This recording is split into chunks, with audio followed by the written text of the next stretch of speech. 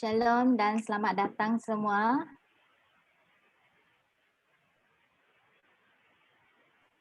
Shalom.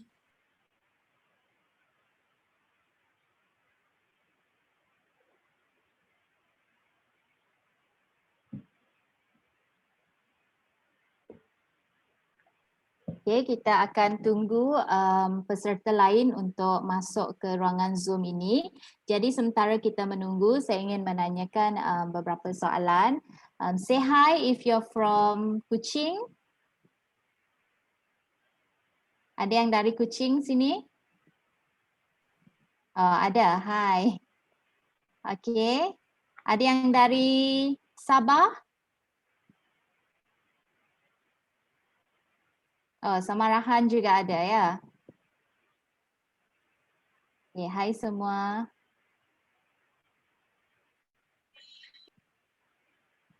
Kita akan bagi sedikit masa untuk mereka yang baru log in bersama kita dan kita akan mula seawal pukul 9.40 nanti ya. Jadi kita sekarang memberikan ruangan untuk mereka log masuk ke ruangan Zoom kita untuk malam ini.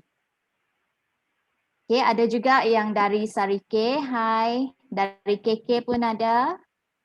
Ada yang dari Semenanjung? Saya. Oh, ada. Dolita and husband from Bintulu. Oh, my friend. Hai Dolita. Oh, ada dari Negeri Sembilan. Okay, bagi yang baru masuk, ingin saya peringatkan sila key in nama sebenar anda. Jadi senang untuk kita trace untuk masuk ke ruangan Zoom ini ya. Oh, Shalom dari Johor, dari Jocelyn. Jennifer, hai. Shalom dari Kuching. Hai Elek dari Kanawit. Oh, ada juga dari Penang. Shah Alam. Ada dari Damansara.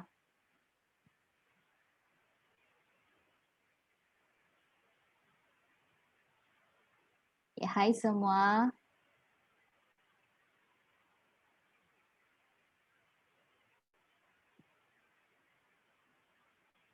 Masih banyak lagi yang ingin masuk. Jadi boleh tolong share ruangan Zoom ini kepada rakan-rakan anda bagi mereka yang masih belum log masuk ruangan Zoom kerana kita akan bermula sebentar lagi. Oh, Shalom dari Bintulu.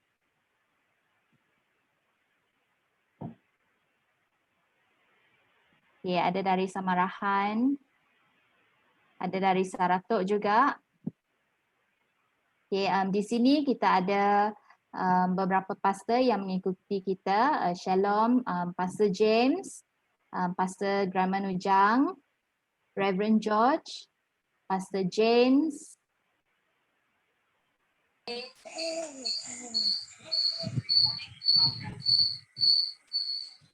Mungkin ada yang saya terlepas pandang juga, maafkan saya.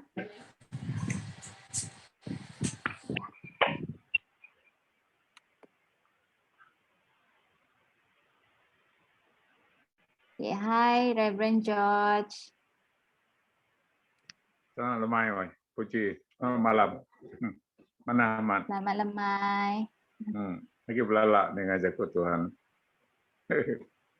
Thank you Reverend George.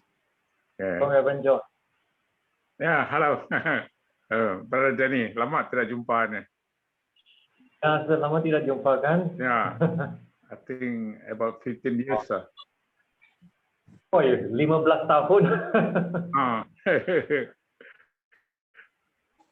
Kalau member Sibu last time. Hi, Pastor Ya, ya. James.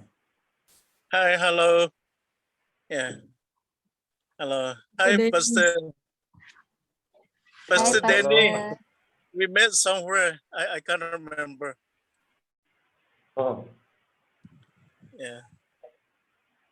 your face, my device not very good at this moment. Okay, kita ada Pastor Joslis juga. Hi, Pastor. Yeah. Hi, Pastor James Churchill.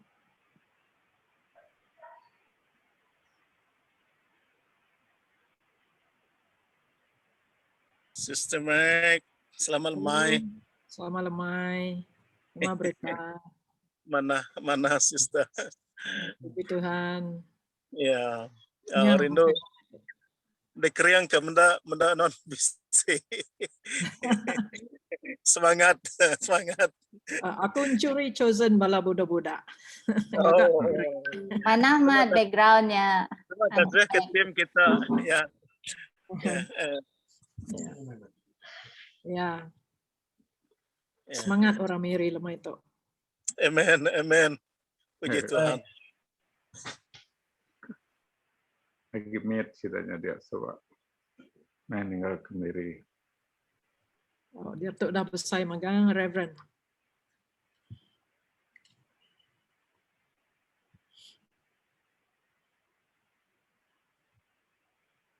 Okay, selamat datang yang baru masuk. Kita masih menunggu beberapa orang yang masih ingin masuk ke ruangan Zoom kita. Kita bagi sedikit masa dan kita akan bermula sebentar lagi pukul 9.45. Ya. Jadi bagi yang baru masuk, sila key in-kan nama sebenar anda bagi memudahkan co-host untuk admit anda untuk masuk ke ruangan Zoom pada malam ini.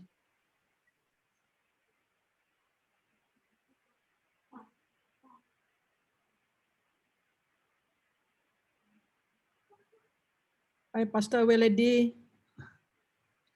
Thank you for joining us. Ya, thank you. Tadi ada nampak Freddy juga. Okay. Selamat datang Pastor Weledy.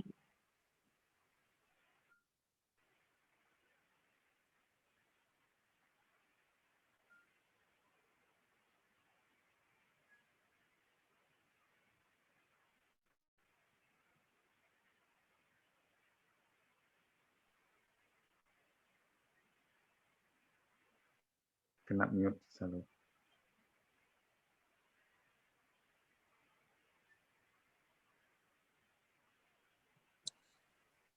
Shalom, Pastor Tommy Yap. Shalom Pastor Tom.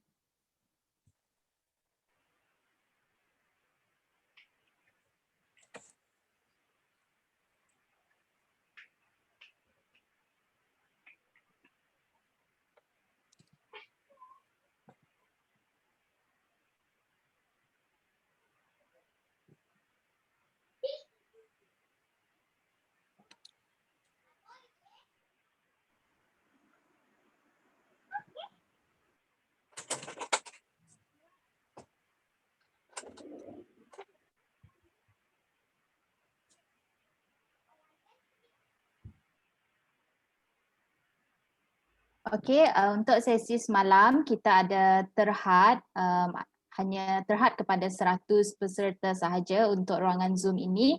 Tetapi malam ini kita buka lagi banyak ruangan untuk anda. Jadi bagi mereka yang belum log in, sila share kepada rakan-rakan anda, saudara mara anda dan jangan khawatir akan ruangan Zoom ya. Masih ada banyak lagi vacancy.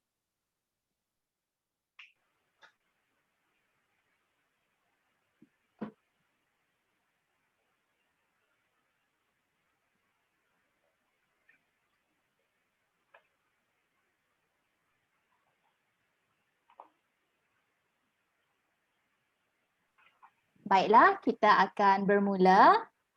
Sekali lagi saya ingin mengalukan kedatangan semua anda ke ruangan Zoom kita pada malam ini.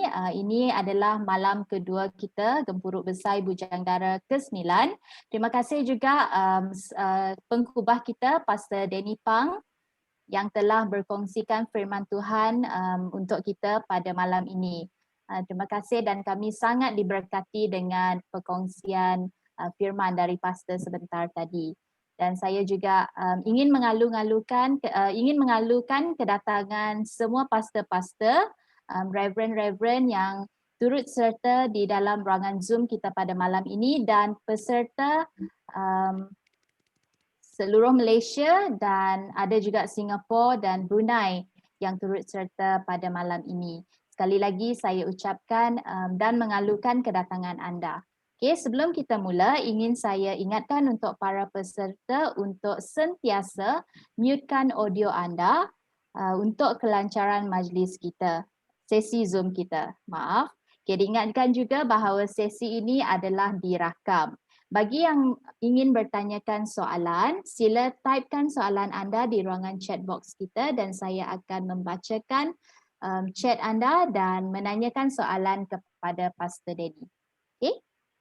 Jadi, tanpa membuang masa, kita mulakan dengan soalan yang pertama.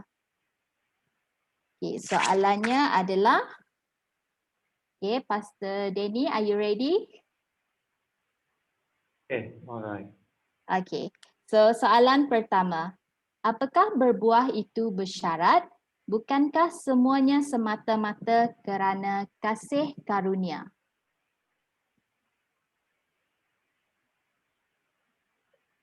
Bukankah berbuah itu bersyarat? Apakah berbuah itu bersyarat? Bukankah semuanya semata-mata kerana kasih karunia? Okay.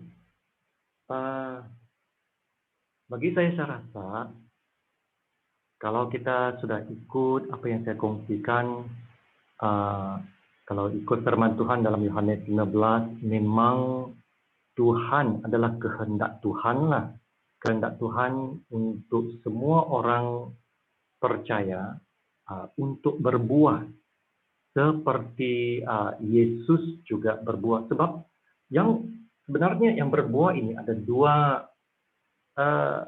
dua pengertian dia.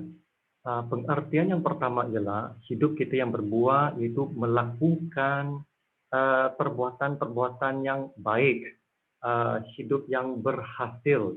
Nah, kalau melakukan perbuatan-perbuatan yang baik, itu bukan satu pilihan lah. Kita memang telah dituntut untuk berbuat baik, sebab kalau melakukan perbuatan yang baik, itu memuliakan Tuhan dan juga menunjukkan bahawa kita adalah murid-murid Yesus.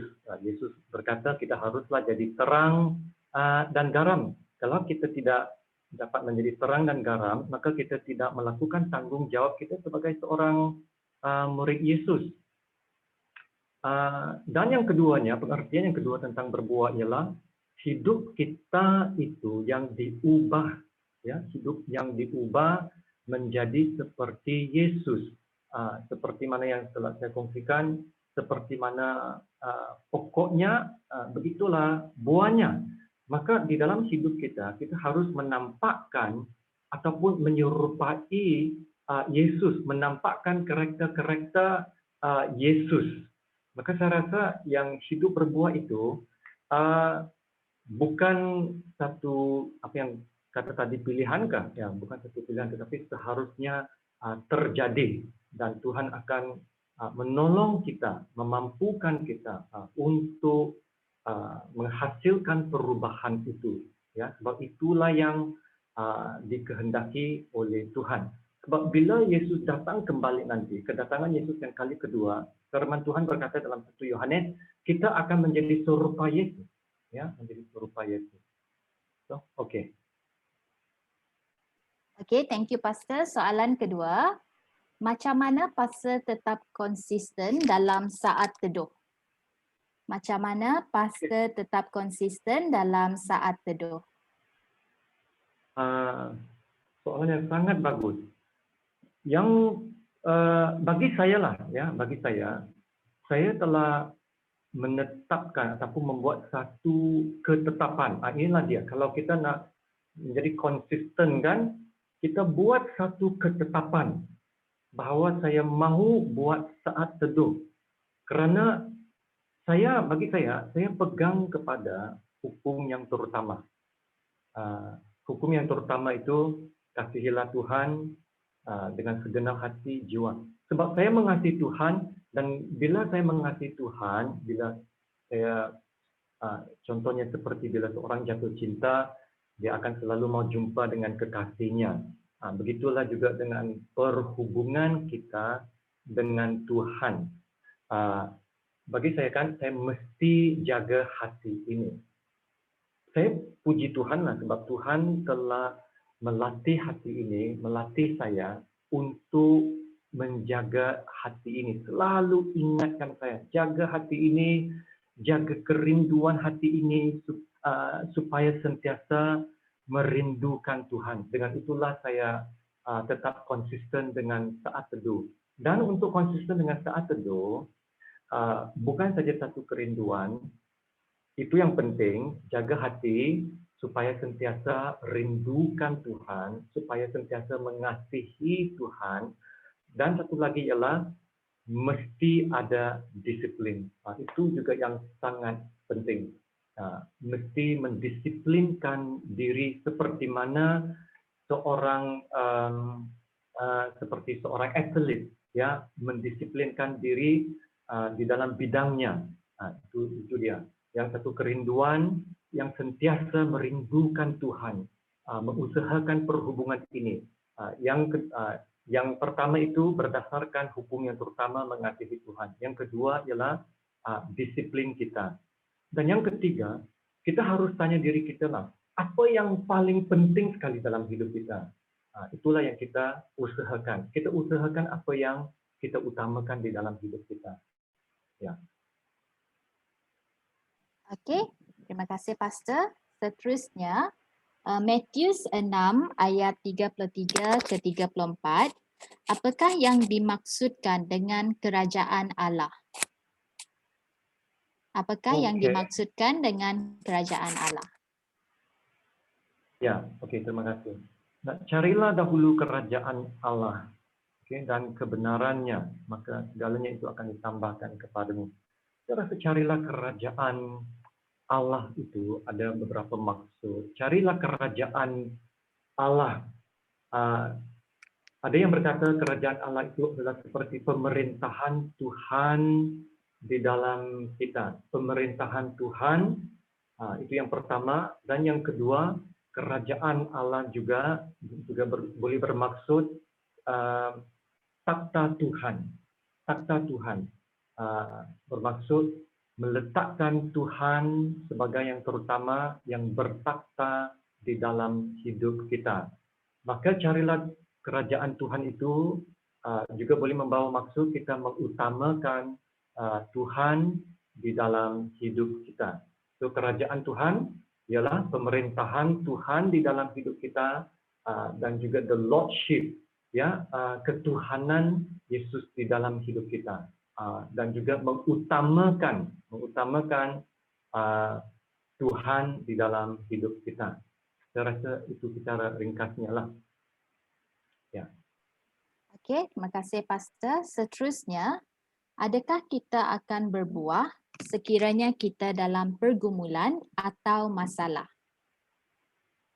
Okey, ya, soalan yang sangat bagus. Adakah kita akan berbuah semasa pergumulan? Sebenarnya, semasa pergumulan dan masalah itulah masa yang paling baik untuk berbuah. Sebab Tuhan boleh memakai masalah dan cabaran untuk melakukan sesuatu di dalam hidup kita. Di dalam Yakobus, bab 1, ada berkata begini, bersukacitalah apabila kamu jatuh di dalam pelbagai pencobaan. Sebab kamu tahu ujian terhadap imanmu itu menghasilkan ketekunan. Nah, ketekunan itu juga adalah satu buah. Ya, kita perlukan ketekunan supaya kita dapat bertekun di dalam iman. Kita perlukan ketekunan. Dan biarlah ketekunan itu terus bekerja supaya kita dalam Yakobus, saya terus bacakan Yakobus itu, supaya kita menjadi sempurna, utuh, dan tak kekurangan suatu apapun. Nah, inilah sifat-sifat yang perlu kita ada sebagai seorang Kristen, ya. Kalau kita mau jadi sempurna, itu juga sebuah. Kalau kita mau jadi utuh dan tak kekurangan suatu apapun, maka kita harus bersedia untuk berdepan dengan masalah dan cabaran hidup. Ya, maka di dalam kita menghadapi masalah dan cabaran, kita juga boleh berbuah. Begitu juga dalam 1 Petrus bab 1 ayat 6-7 kan berkata, ya bergembiralah, ya walaupun sekarang kamu meskipun sekarang kamu harus berduka cita karena menghadapi pelbagai pencobaan, sebab semuanya itu adalah untuk membuktikan kemurnian imanmu, ya, kemurnian imanmu yang lebih berharga daripada emas yang fana, ya. Maka melalui pergumulan kita juga adalah suatu cara untuk memurnikan iman kita, ya, supaya kita menjadi lebih berbuah lagi. Begitu juga dalam Yohanes 15, bagaimana Tuhan membuat kita berbuah ialah dengan memotong, ya, potong, supaya kita menjadi lebih berbuah. Sama ada kita yang belum lagi berbuah, kita harus dipotong juga, dipangkas ataupun dibersihkan oleh pisau pekebun itu. Sama ada yang tidak berbuah ataupun berbuah, kedua-duanya juga akan jatuh di dalam tangan pekebun itu, yaitu Allah Bapa kita. Ya, oke. Okey, terima kasih Pastor. Seterusnya dari Brother Fernandez. Shalom Pastor, saya player MLBB yang ikut tournament. Adakah saya perlu fokus kepada Tuhan dan berpaling pada ajaran firman Tuhan? Bolehkah saya kurangkan atau berhenti? Oh, MLBB Mobile Legend rasanya. Ya. Jadi dia melupakan player Mobile Legend yang ikut tournament. Jadi soalan dia, adakah saya perlu fokus kepada Tuhan dan berpaling pada ajaran firman Tuhan? Bolehkah saya kurangkan atau berhenti? Oke. Dulu saya seorang yang saya buat pengakuan ini, ya. Saya seorang yang ketagih main game lah. Ya, sebagai seorang, kalau kamu gelar pastor, sebab sebagai seorang pelayan sepenuh masa, saya ada banyak masa untuk main game. Mungkin itu tidak ada orang tahu dulu, kan? Bila anak saya masih 2-3 tahun begitu, saya sangat aktif, saya ketagih game dan sebagainya. Dan sampai suatu ketika bila saya main game, saya tidak sedar tentang hal itu, dan bila anak saya menangis, saya tidak peduli. Bila istri tegur saya marah balik. Bila saya marah balik, tiba-tiba saya terbangun. Dan sepertinya Tuhan sadarkan saya, kamu ini pastor tahu. Anak sendiri, satu anak kamu ini kamu tidak tahu jaga, kamu marah lagi kamu punya istri. Tidak ada masa untuk kamu baca Alkitab, dan sejak hari itu, saya delete semua game saya. Sejak saya delete semua game di dalam saya punya handphone, saya terasa seperti ada suatu beban yang macam terangkat daripada saya. Barulah saya sadar bahwa main game ini adalah satu ketagihan. Ada satu roh yang mau mengikat kita. Sebab saya benar-benar dapat rasa seperti satu beban yang terangkat, lifted up, seperti terputus. Tiba-tiba saya rasa, wah, lega, kuat macam begitu. Oh, barulah saya sedar itu.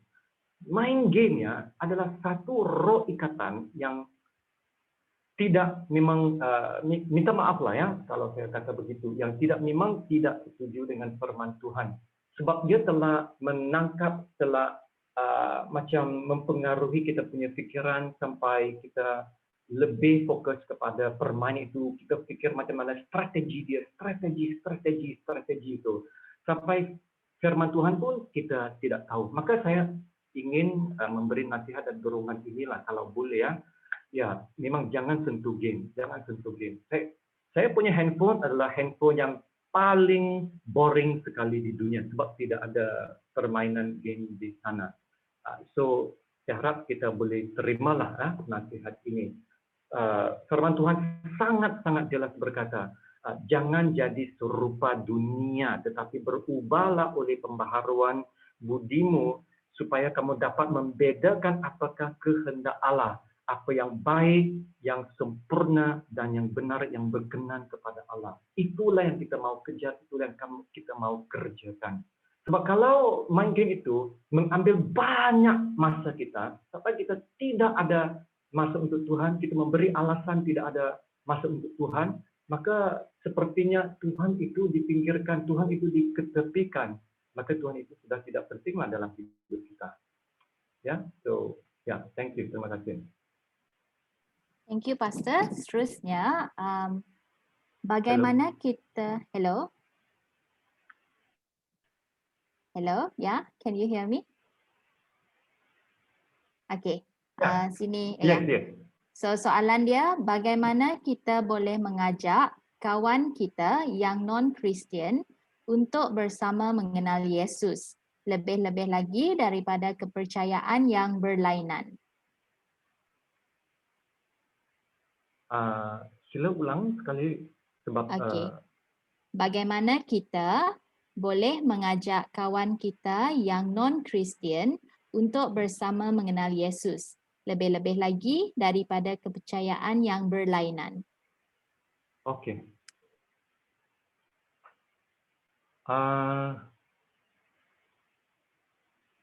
Kalau yang orang itu dia menunjukkan minat, kalau dia kalau kita permudahkan dulu, kalau dia menunjukkan minat, dia hati dia terbuka, saya rasa kamu sendiri yang tahu sama ada dia terbuka atau tidak kepada kebenaran dan Injil.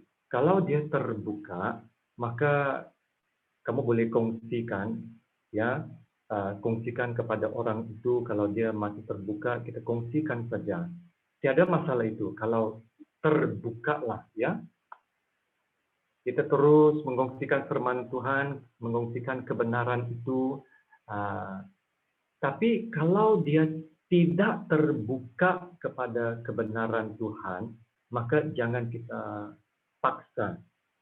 Sebab dalam 1 Petrus juga berkata, bila kita memberikan pertanggungjawab kita kepada orang lain, kita harus melakukannya dengan hormat dan sopan santun. Ya, sebab yang pentingnya kita mau memenangkan jiwa, kita mau menjadi berkat dan bukannya mahu macam berdebat. Lalu kalau dia tidak terbuka, maka jangan kita paksa. Kalau tidak terbuka, maka kita jadi kawan dengan menjadi saksi yang baik. Itu saja.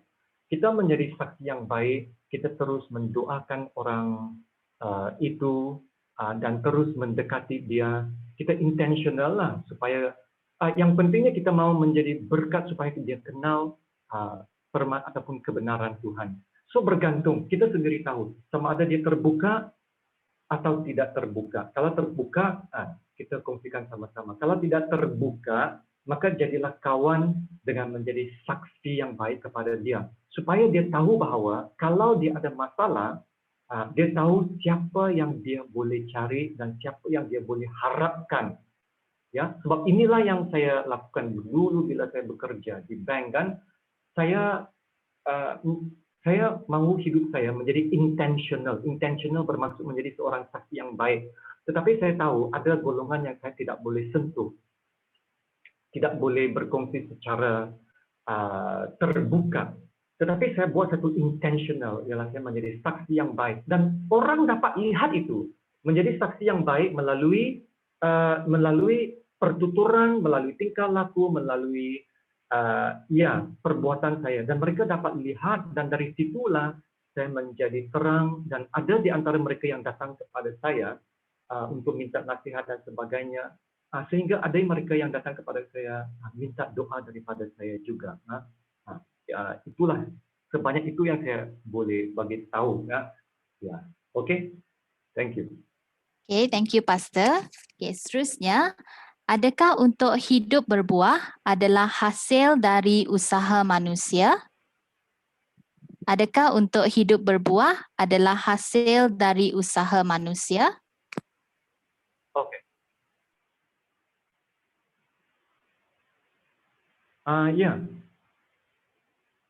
Dari ini ada kaitan dengan yang soalan yang pertama tadi kan, hidup yang berbuah adalah usaha manusia. Kita harus berusaha juga, seperti yang saya berkata, berbuah itu juga bermaksud melakukan perbuatan-perbuatan yang baik. Untuk itu kita ada tanggung jawab, kita harus bertanggung jawab ya, sebagai seorang saksi yang baik kita harus bertanggung jawab atas hidup kita untuk menjadi seorang saksi yang baik, untuk melakukan perbuatan yang baik, seperti mana Paulus ada berkata dalam Kolose 3, dalam Kolose 3:16 dan 17, segala sesuatu yang kamu lakukan dengan perkataan dan perbuatan, lakukanlah dalam nama Tuhan Yesus dan juga dapat mengucap syukur kepada Tuhan. Maka kalau kita berbuat baik, itu juga satu cara untuk berbuah, berhasil, supaya hidup kita itu dapat mengucap syukur kepada Tuhan, dapat memuliakan Tuhan. Begitu juga Paulus ada berkata dalam Filipi 1:12-13, kamu yang senantiasa ataupun begitu, Paulus berkata begini, kita harus mengerjakan keselamatan kita dengan takut dan gentar, sebab Tuhan juga bekerja di dalam kita menurut kehendak dan kerelaannya, menurut kehendak dan pekerjaannya di dalam hidup kita. So, di dalam hidup yang berbuah, dua-dua ini berjalan sekaligus, selaras. Kita melakukan apa yang kita boleh buat, Tuhan juga bekerja untuk memastikan hidup kita juga berbuah. So, secara serentaknya, kita melakukan apa yang kita boleh buat, kita bertanggung jawab, kita melakukan yang terbaik, supaya hidup kita akan terus memuliakan Tuhan, supaya apa yang kita lakukan itu kita dapat mengucap syukur yang berkenan kepada Tuhan. Dan Tuhan juga akan menolong kita di dalam apa yang kita lakukan. Itu dia. Okay, terima kasih Pastor. Seterusnya, bagaimana menggalakkan anak muda untuk mencari Tuhan? Lebih kerana sekarang tarikan dunia sememangnya sangat kuat. Banyak gereja juga menggunakan pengaruh sosial media untuk menarik anak muda ke gereja. Apa pendapat Pastor tentang gereja yang mengikuti arus dunia untuk menarik anak muda ke gereja?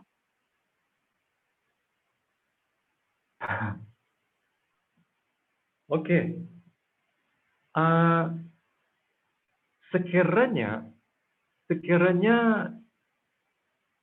cara itu dapat menarik anak muda untuk datang ke gereja, tapi selepas itu macam mana kita nak follow up, itu yang lebih penting ya. Dia yang follow up itu.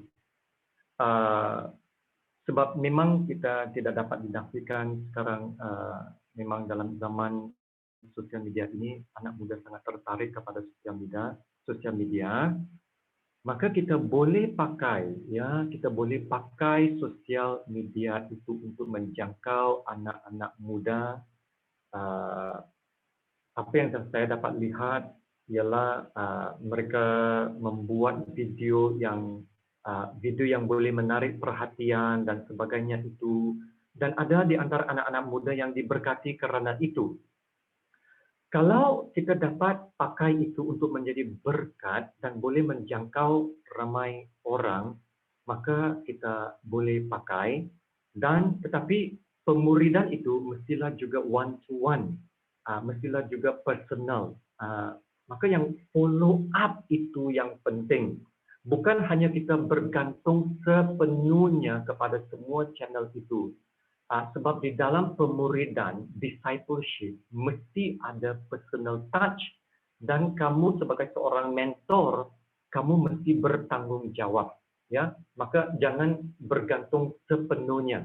Kita boleh memakainya, kita boleh menebus cara dunia untuk kemuliaan Tuhan. Seperti mana kita menebus suatu budaya untuk satu suku, satu bangsa, untuk kemuliaan Tuhan. Maka demikian juga kita boleh menebus sesuatu strategi ataupun sesuatu perkara itu, menebusnya, redeemnya untuk kemuliaan Tuhan. Tetapi ingatlah, dalam discipleship, dalam pemuridan, personal touch, tanggung jawab itu untuk memuridkan seseorang itu sangat penting. Ya, oke. Okey, terima kasih Pastor. Seterusnya, berkaitan berpuasa. Apakah pengisian yang harus kita adakan supaya puasa yang kita lakukan memberi kesan ke atas apa yang kita inginkan? Dan apakah nasihat pastor kepada jemaat yang ingin berpuasa? Adakah syarat tertentu untuk puasa? Di sini banyak soalan ya Pastor, saya share satu persatu. Okay, yang pertama, apakah pengisian yang harus kita adakan supaya puasa yang kita lakukan memberi kesan ke atas apa yang kita inginkan? Oke, sangat bagus. Terima kasih untuk soalan ini. Sangat-sangat bagus ya. Bagi saya, bila saya puasa, pengisian, ya sangat tepat sekali perkataan itu. Pengisian sangat penting. Bagi saya ialah membaca firman Tuhan. Sebab kenapa kita mau puasa? Apa tujuannya kita mau puasa? Dan bagi saya, puasa bukannya mau ikat Tuhan untuk melakukan sesuatu untuk saya. Saya mau tahu apakah kehendak Tuhan. Saya mau mendapat pengisian dan penyegaran. Seperti mana firman Tuhan Yesaya berkata, barang siapa menanti-nantikan Tuhan, kan, menanti-nantikan Tuhan, dia akan mendapat kekuatan baru. Maka bila saya berpuasa, saya akan banyak membaca firman Tuhan, saya merenungkan firman Tuhan, saya menghafal firman Tuhan, dan saya untuk merenungkan firman Tuhan, saya mesti menghafal firman Tuhan. Dengan itulah saya dapat merenungkan firman Tuhan, supaya di dalam bilik saya, bila saya kuncikan diri dalam bilik saya hanya akan berbicara dengan Tuhan melalui firman Tuhan dia. Ya, maka saya akan bermainkan firman Tuhan di dalam pikiran saya, berputar, biarlah firman Tuhan itu berputar-putar di dalam pikiran saya, supaya bila saya bermainkan, ya, memikirkan firman Tuhan itu di dalam pemikiran saya, Roh Kudus itu banyak kali berbicara kepada saya semasa itu. Maka pengisian yang terbaik sekali lah ialah firman Tuhan. Baca firman Tuhan, tahu isi hati firman Tuhan, isi hati Tuhan daripada firman-Nya. Itu saja. Supaya hidup saya itu, ini yang saya mau, supaya hidup saya ini dikuasai firman Tuhan, supaya apa yang saya bicarakan itu adalah kebenaran daripada Tuhan. Saya mau hidup saya supaya dipenuhi firman Tuhan. Itulah sebabnya saya banyak berpuasa untuk hal ini. Firman Tuhan, dikuasai firman Tuhan, mendapat pengisian daripada hadirat Tuhan, supaya bila saya keluar daripada hadirat Tuhan itu, saya menjadi lebih kuat lagi. Tidak senang burn out, tidak senang jadi lelah di dalam pelayanan. Tetapi bergantung sekarang kepada kekuatan daripada Tuhan. So itulah pengisian di dalam puasa itu. Oke? Nah, soalan yang Okey. seterusnya dari Ya, tadi soalan pertama dan kedua sebenarnya sudah dijawab.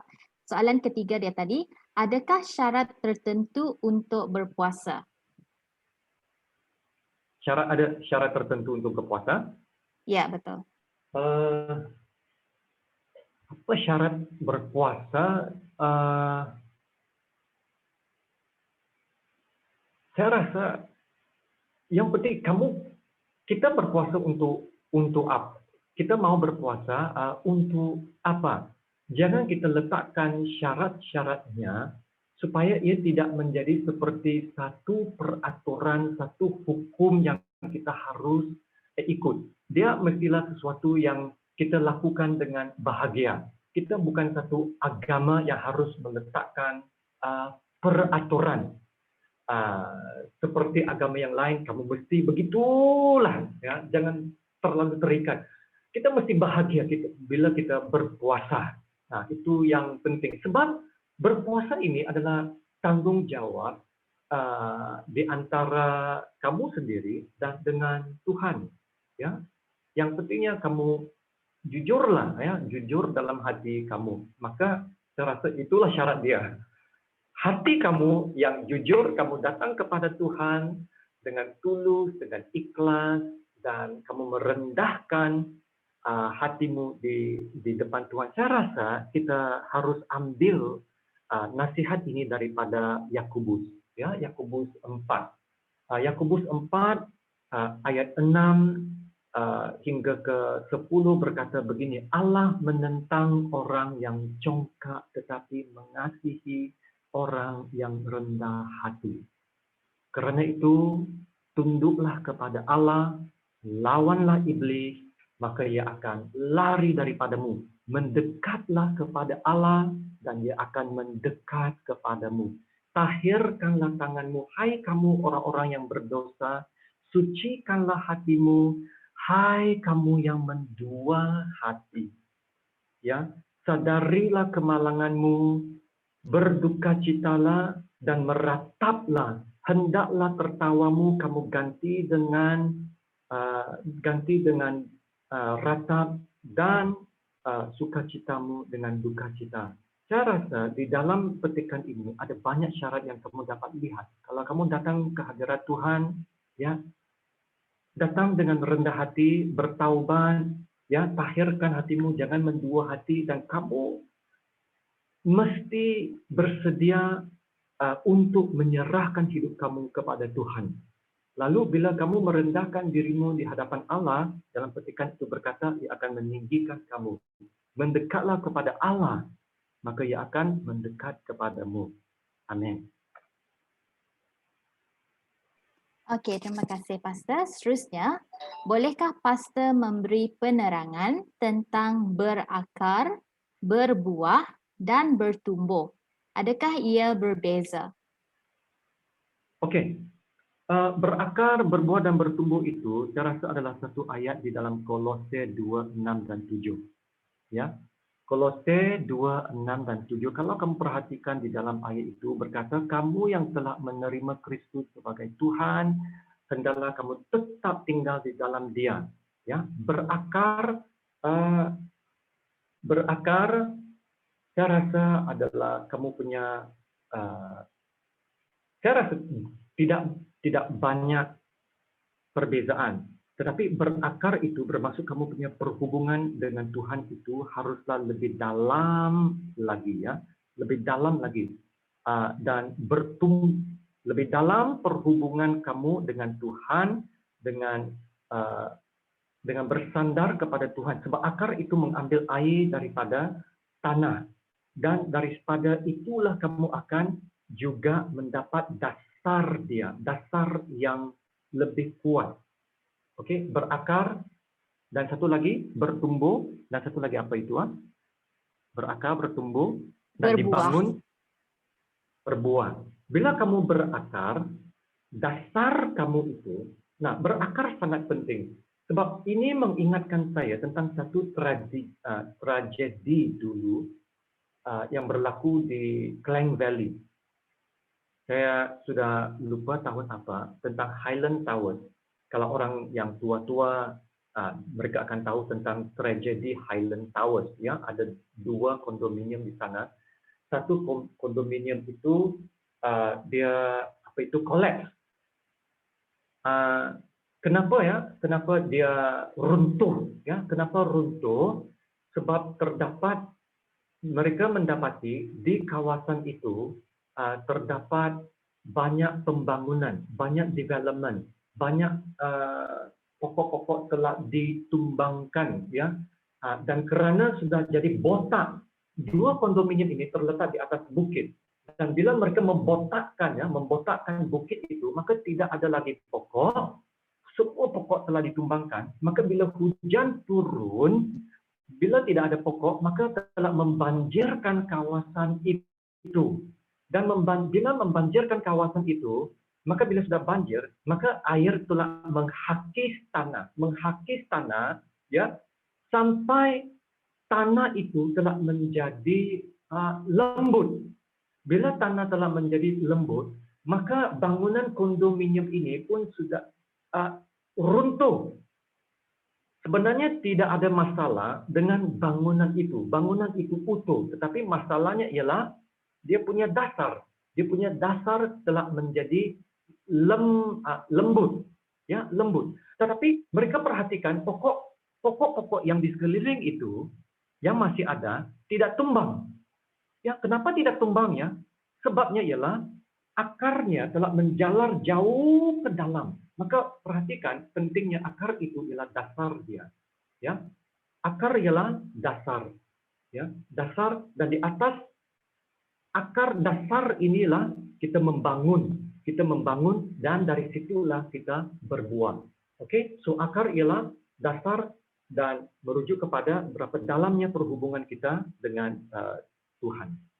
Oke, Kolose 2:6-7. Okey, terima kasih Pastor. Seterusnya, soalan ini ada sedikit kaitan dengan soalan berpuasa tadi, tapi mungkin dia ingin bertanya lebih lanjutlah. Soalan dia, sebagai seorang Kristian pelaku firman Tuhan, bagaimanakah kekristianan itu berfungsi dalam menghadapi cabaran di dalam kehidupan? Adakah perlu berpuasa untuk mengetahui kekuatan kekristianan bagi menghadapi cabaran? Oke.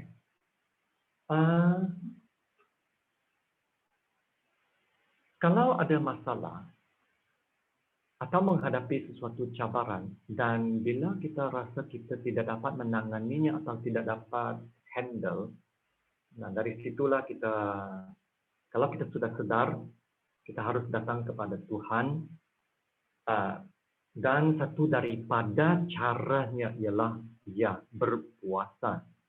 Sebab bagi saya secara pribadi, saya mendapat banyak kekuatan daripada berpuasa. Sebab masa itulah saya datang ke dalam hadirat Tuhan dengan kerendahan hati, saya minta Tuhan untuk menolong saya. Sebabnya ialah saya sangat sibuk, ya, sangat sibuk di dalam pelayanan. Dan di dalam kesibukan itu, saya banyak memakai tenaga saya, my energy tenaga itu senang hilang. Lebih-lebih lagi sekarang sudah meningkat usia kan. Bukan macam dulu muda-muda boleh sangat aktif, tetapi sekarang sangat senang untuk jadi letih dan senang hilang burnout begitu. Saya tak mau jadi burnout. Dan boleh faham burnout kan? Jadi macam letih, tak boleh tahan lagi.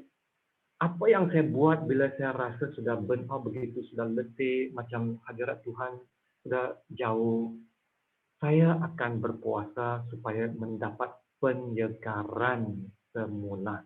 Itu yang saya mau, penyegaran semula, mendapat pengisian semula.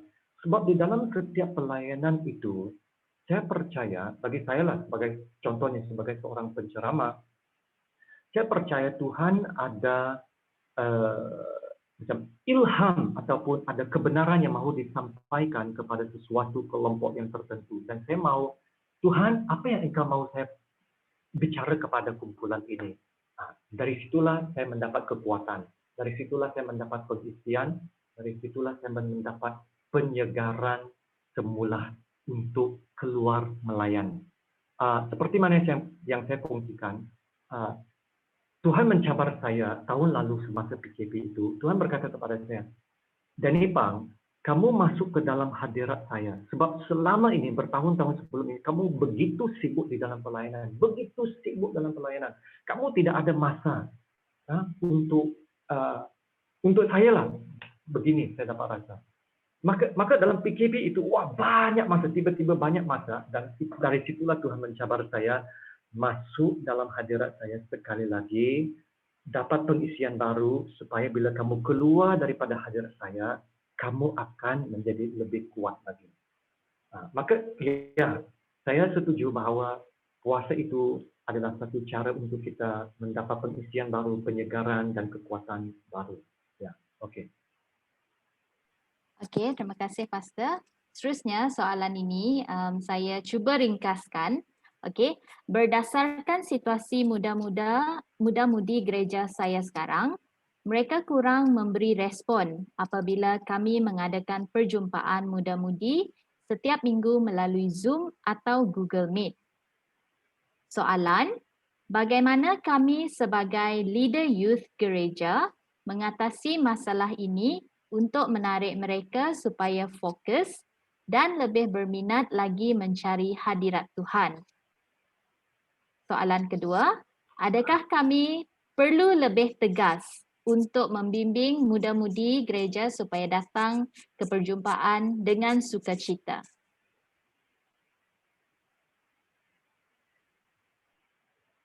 Saya pun sedang cari jawapan inilah terus terang. Sebab ini bukan masalah orang yang tanya soalan ini. Ini adalah masalah semua gereja. Sama juga ya, saya terus terang ini. Saya sedang cari jawapan juga. Bukan senang, sebab saya suka buat seminar. Bagi saya, personal touch lebih penting. Sebab saya suka berinteraksi secara personally. Muka dengan muka. Supaya saya boleh lihat muka dia dan bercakap dengan dia personally, personal touch.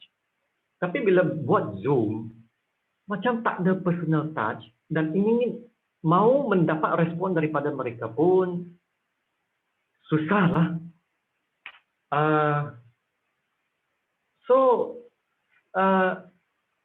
Susah untuk menarik perhatian pemuda-pemudi ya, untuk berbincang tentang hal-hal rohani. Tetapi ada satu dalam grup saya, dalam satu kelompok sel, inilah yang dia buat ya. Ini pemimpin saya yang buat dalam Connect Group. Dia selang-seli. Katakanlah selang-seli. Minggu ini kita chat saja dalam Connect Group ya, dalam kelompok sel, kita chat saja apa yang kamu mau chat, kita chat sama-sama supaya dan saya perhatikan ini. Bila kita chat ya secara sosial, kita sebenarnya membangun satu sama lain juga. Sebab pemimpin ini juga dia bijak. Dia tanya satu sama lain. Macam mana kamu punya hidup hari ini? How is your day to day? Maka okey, kita kongsilah. How is your day to day? Maka kita kongsi begini. Begini kamu punya hari ini. Dan selepas itu dia berdoa untuk satu sama lain dan dia minta member-member untuk berdoa untuk satu sama lain. So dari situ saya dapat lihat, walaupun dia hanya chat saja, hanya sosial saja, tapi dapat membangun satu sama lain melalui persekutuan kita, perbualan itu. Dan lepas minggu kita chat, minggu yang kedua dia berkata, okey, minggu yang kedua ini sekarang kita buat perbincangan rohani. So kita katakan okey, kita buka teks ini, kita bincang sama-sama. So inilah yang dia buat, selang-seli. Satu perjumpaan sosial melalui Zoom dan satu perbincangan rohani. Begitu. So inilah yang saya dapat experience. So kalau ada pastor-pastor yang di dalam chat ini yang tahu ada jawapan yang lebih lagi baik, bolehlah kongsikan. So ini minta maaf, saya tidak ada jawapan yang terbaik lah, ya. Oke, ya, thank you. Okey, kita ada 2 lagi soalan sebelum kita menutup sesi soal jawab ini kerana kekangan masa. Okey, jadi soalan kedua terakhir, Pastor. Saya tertarik Pastor katakan tentang follow up dan ini masalah yang patut gereja pandang serius. Soalan saya, bagaimana cara untuk up to date follow up anak-anak muda masa kini? Bagaimana follow up to date, Mas? Follow up itu mesti personal. Tidak ada satu macam model, ya. Tidak ada satu model yang terbaik untuk semua. Mesti personal. So it's like macam kita berjalan bersama, walking together,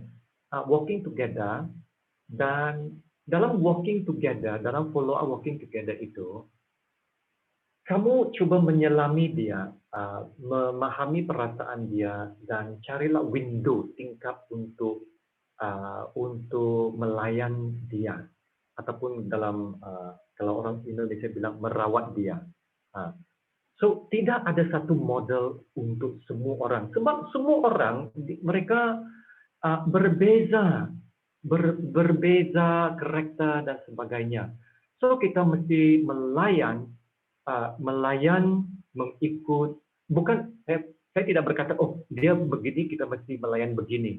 Kita mesti faham dulu dia punya perangai macam mana, dan dengan itu kita minta Tuhan supaya memberi hikmat dan kebijaksanaan supaya kita dapat melakukan yang terbaik untuk orang ini. Inilah yang saya personally experience lah. Sebab bila saya follow up dengan ramai orang, semua orang tidak sama dia punya karakter. So tidak ada satu model yang terbaik. Kamu mesti hanya minta Tuhan, tolong kamu di dalam follow up ini.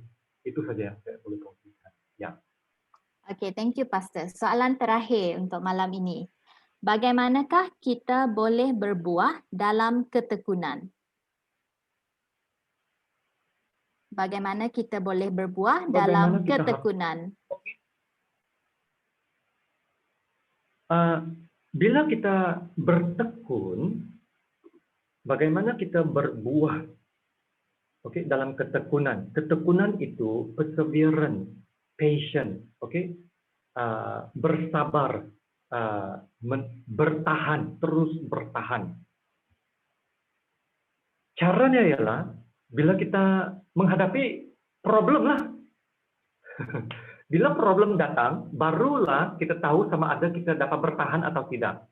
Ya, kalau tiada problem, kita tidak akan tahu sama ada kita akan dapat bertahan ataupun bertekun di dalam masalah itu atau tidak. Maka sesuai dengan apa yang Yakobus katakan itu, ujian terhadap imanmu itu menghasilkan ketekunan. Ujian terhadap imanmu itu menghasilkan ketekunan. The only test to our faith, ujian terhadap iman kita adalah bila kita berdepan dengan suatu rintangan, berdepan dengan suatu cabaran. Apakah kita akan terus dapat bertahan, terus melakukan perkara itu dengan tekun, dengan disiplin.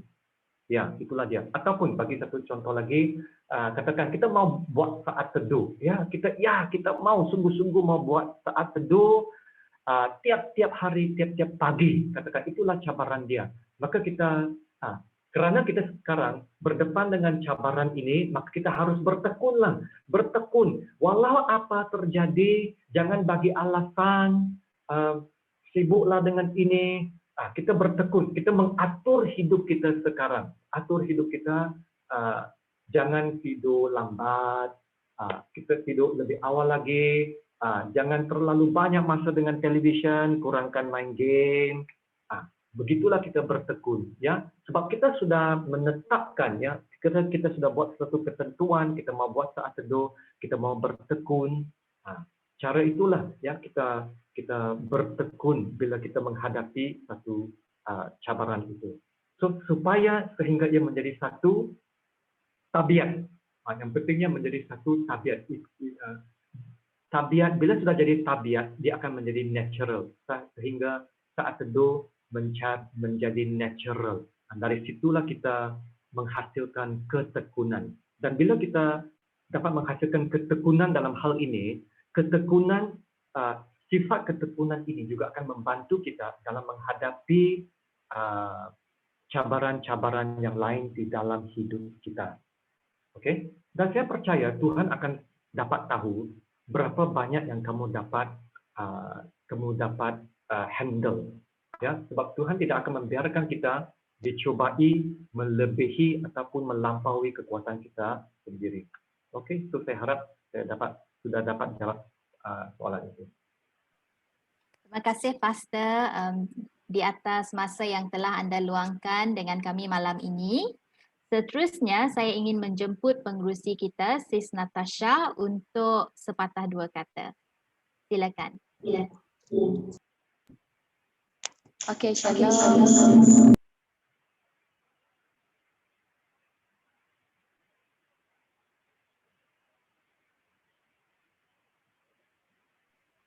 Mungkin ada gangguan teknikal. Okey.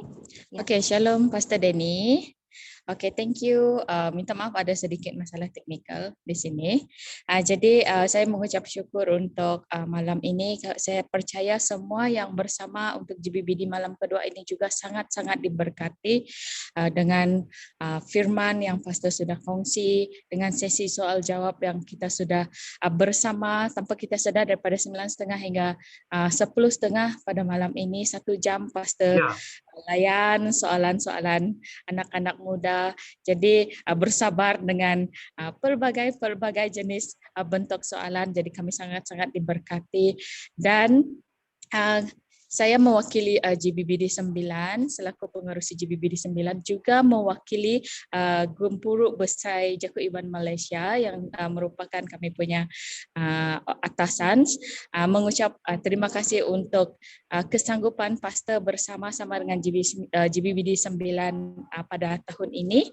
Dan kami percaya Tuhan pasti akan terus memakai Pastor dengan lebih luar biasa untuk jamahan-jamahan Tuhan di mana-mana pun Pastor melayani. Dan kami percaya juga luar biasanya Tuhan memakai Pastor itu sangat dahsyat dan kami boleh lihat dan kami juga boleh rasa. Jadi terima kasih untuk malam ini Pastor. Jadi untuk semua yang ada di dalam Zoom pada malam ini, sesiapa yang ingin dilayani secara pribadi boleh hantar detail anda di page Facebook, nama, nombor telefon, asal dan juga apa perkara yang anda ingin kami layani. Jadi kami boleh bawa pastor yang siap untuk melayani anda secara pribadi, iaitu di belakang takbir, bukan secara live. Maksudnya kami akan melayani anda secara pribadi. Jadi sesiapa pun apapun soalan yang masih juga mahu ditujukan yang tidak selesai di sini, anda juga boleh tanyakan di chat Facebook Messenger. Jadi terima kasih untuk malam ini Pastor. Tidak terasa soalan banyak, 1 jam berlalu pun kita tidak rasa. Jadi terima kasih Pastor. Kita akan jumpa Pastor Denny juga untuk malam esok. Malam doa khusus untuk Malaysia. Jadi Pastor Denny akan bersama dengan kita untuk malam esok. Jadi terima kasih Pastor Denny, dan kita bagi penghormatan untuk Pastor Denny malam ini, doa penutup sesi malam kedua. Oke. Boleh saya berbicara beberapa kata dulu?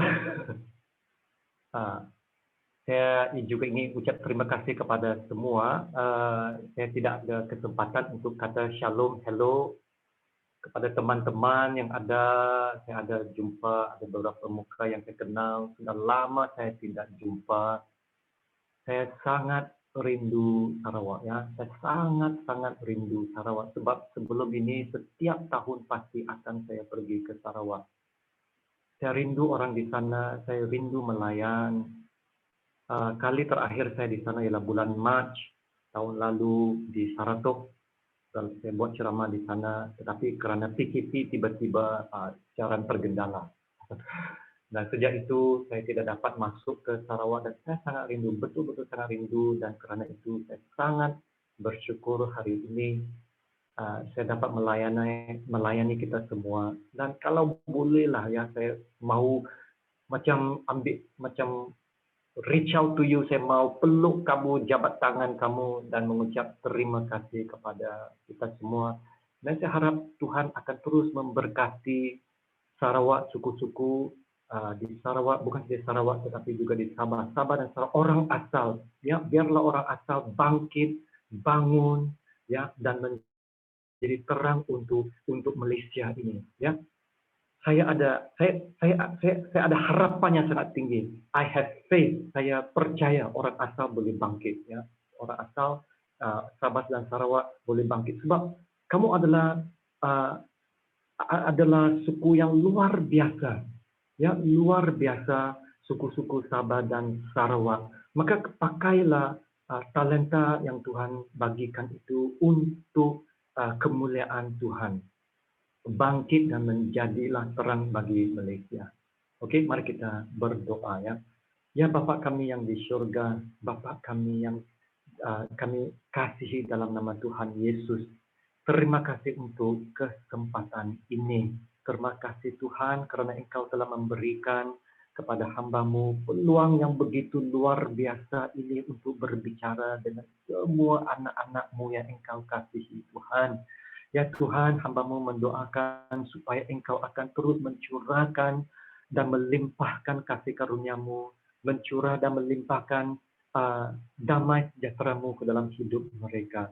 Tuhan, saya mendoakan ya Tuhan, supaya Engkau memberikan mereka suatu kerinduan yang lebih dalam lagi, ya, untuk mengasihi-Mu, yang mahu mendekati-Mu Tuhan Bapa, supaya mereka akan meletakkan Tuhan Yesus sebagai yang terutama di dalam hidup mereka. Ya, supaya Tuhan mereka akan jatuh cinta sekali lagi dengan Tuhan Yesus. Yesus benar-benar akan menjadi kekasih jiwa di dalam hidup kami. Ya Tuhan, Engkau akan memberkati suku-suku dan bangsa di seluruh Sabah dan Sarawak Tuhan Bapa, supaya mereka akan bangkit dan bangun dan mengalami suatu kebangunan rohani di dalam kehidupan pribadi mereka Tuhan Bapa, sehingga mereka dapat mengenal Tuhan dengan lebih dalam dan lebih dekat lagi, dan akan memancarkan kemuliaan-Mu di dalam hidup mereka ya Tuhan. Terima kasih Bapa kerana Engkau yang telah mendengar doa kami. Dalam nama Tuhan Yesus kami berdoa dan ucap syukur. Amin. Amin. Amin. Terima kasih Pastor. Okey, sebelum kita keluar, saya akan mengambil screenshot. Jadi bagi mereka yang boleh membuka kamera, sila buka kamera. Dan saya akan kira dan kita akan ambil gambar sama-sama. Okay, ready? 1, 2, 3. Okay, page kedua. 1, 2, 3. Okay, screen ketiga. 1, 2, 3. Kejap. Okey, 1, 2, 3. Okey, terima kasih. Kita jumpa lagi malam esok di platform yang sama, YouTube dan Facebook. Jangan lupa share dan like, dan jangan lupa hashtag kami di #GBD9, #chosen. Jumpa lagi malam esok. Bye. Bye-bye. Bye, Pastor. Thank you, Pastor. Yeah, good Thank you, night. Pastor Good night. Denny. Bye, Pastor. Hai, Pastor jumpa lagi. Denny. Baru. Thank you, Pastor Denny. Yeah. Thank you, Pastor. Thank you. Tuhan berkati. Yeah, thank you, Pastor Daniel. Thank you. Thank you.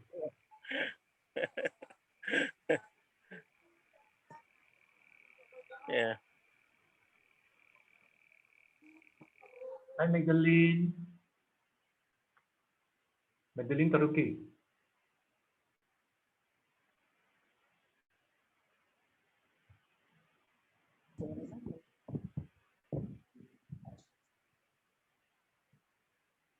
Okay, Shalom. Pastor Denny, saya call Pastor Denny selepas ini. Saya call Pastor sekejap lagi. Oh, okey. So saya boleh keluar sekarang kah atau? Boleh, Pastor. Thank you, Pastor. Boleh keluar sekarang ah? Boleh, Okay. boleh. Jumpa esok. Bye. So much. Okay.